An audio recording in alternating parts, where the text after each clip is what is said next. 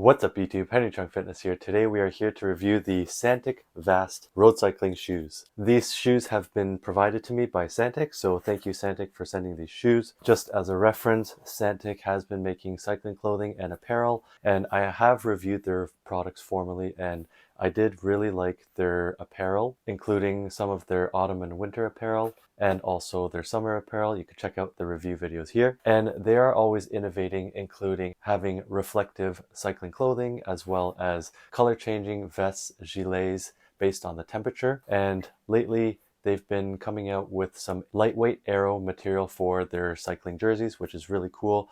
You might see some bonus footage at the very end of this video. Now overall, these Santic shoes, I'll say that they are pretty entry to intermediate level shoes. Let's go ahead and take a closer look at these shoes and see what the features are. Okay, so these are the Santic Vast shoes, and as you can see, I already scuffed them up as it goes with white shoes.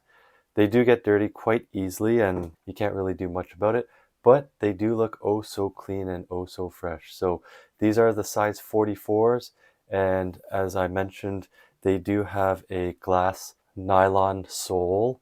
So, you know, it is pretty flexible as you can see there, especially compared to my Shimano S-Fires. For reference, this is my RC7, the Shimano RC7s. I did also buy these used, and mostly because of the price. I haven't bought brand new shoes since the Louis Garneaus, and unfortunately the Louis Garneau Corsair Lights that I reviewed, they are a bit too tight on my feet, even though they have the expansion. But yeah, I go with wide shoes now. These ones are 44Es and they fit my feet really well.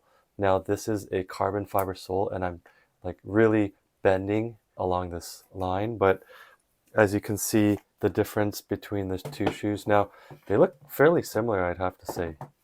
The Shimano RC7s versus the Santic, but here you can see when I bend the sole, you can actually see it bending quite a bit. So the stiffness index for this is much less stiff than, let's say, the Shimano RC7s. But honestly, they're a decent shoe for what you get for what you pay. You've got the grippy heel retainment here, and it does have the proper materials, I would say, to support that, but I feel like the shape of the heel maybe has to bend slightly further in to actually provide further heel retainment. So that's one thing I would note to Santic. Now in terms of the BOA dials, in order to tighten it, you just turn it, and in order to loosen, you just click the other way, click clockwise, and you just pull this loose. So it's different than the BOA dials. In order to tighten, again, you turn counterclockwise as you see here, tight, and then loosen.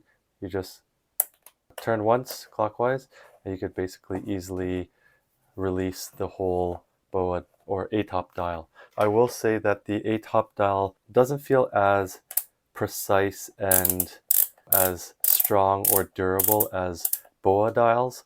However, they do work for its function, so I don't know, we'll have to see long-term how it fares, but slightly different method of tightening the shoe. So this one only has the one dial on each shoe, as you can see.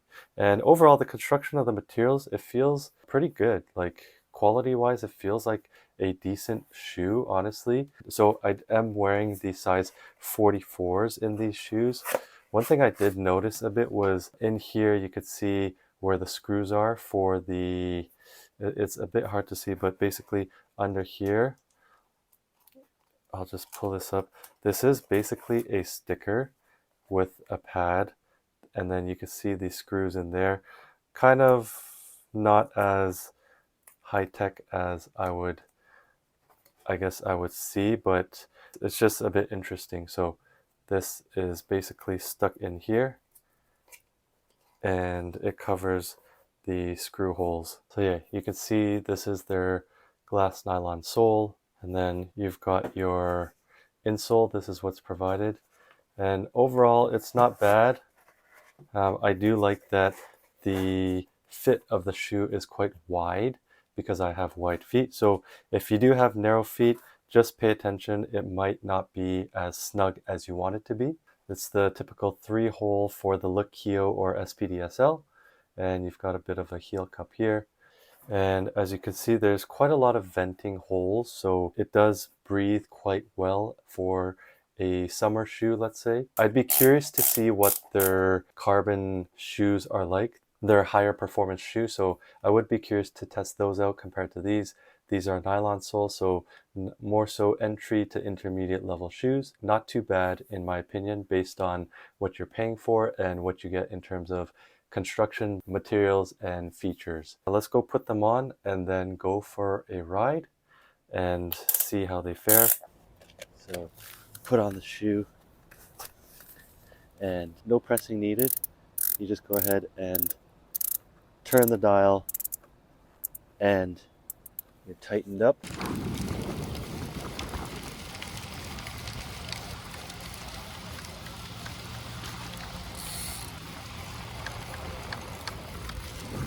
The power transfer is not completely there, as I mentioned, because of the sole, but overall, decent shoes, probably for the price. One thing I would mention is that the heel cup is not as firm. It doesn't hold my heel as strongly as I like, but overall, you know, it's a entry-level shoe, I would say, so it's pretty decent. Entry-level to intermediate, so good on Santic for that. I do like that they fit a bit wide on my feet because typically I wear Shimano wide shoes, and these do seem a bit wider, so that's a big plus. Overall, they're not bad.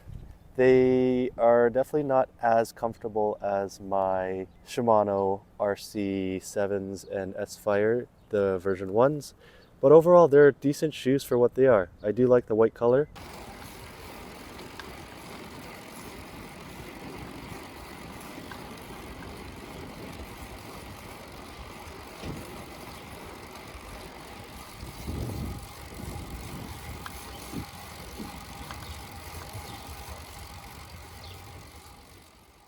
These shoes are pretty decent shoes for the money. Now, in terms of the features that you get, the pros are that you've got a dial, similar to BOA, but not quite, the A-top dials. The glass nylon sole is not the most stiff sole that I've tried in shoes, but you can't really compare them to carbon fiber sole shoes. They are quite comfortable. I do like that they're quite wide on the feet, so that's a bonus as well. I don't believe that they have a narrow or wide version, so I think they do come a bit wide. I do like the heel retaining material. However, I do find that the shape of the heel retainment is not quite there to give you a snug fit, but overall, a decent pair of shoes. I'd say they're good entry to maybe intermediate level shoe. Another bonus is that they look really fire. Now, the white does get dirty fairly easily, so that's a bit of an issue, but you know, that's with any white shoe. Thank you so much for watching. Please like, comment, subscribe. Let me know if you've used Santic shoes before for cycling, and let me know what your thoughts are. And until next time, have a good one. And I am rocking the Santic long sleeve this morning. It's about 9 degrees Celsius. It is getting a bit hot with the sun coming out as I'm commuting to work, but it's really Aero. It looks nice. I like the logo placements and the design, so kudos to Santic on that. This is the Santic S-Line Siteng jersey, and honestly, it feels really, really sleek. It has these Aero materials, something on the sleeves that I've got this on my tri-suit as well. It's some type of aerodynamic material, really moisture wicking, and overall just a really neat jersey.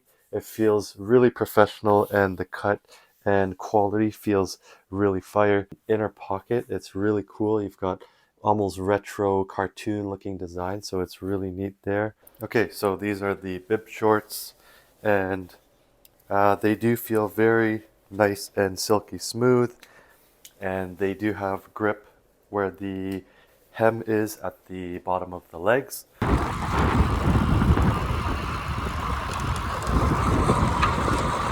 I feel like the bib shorts are pinching my goods. I think they need a bit of work there, so that's one thing I'll mention.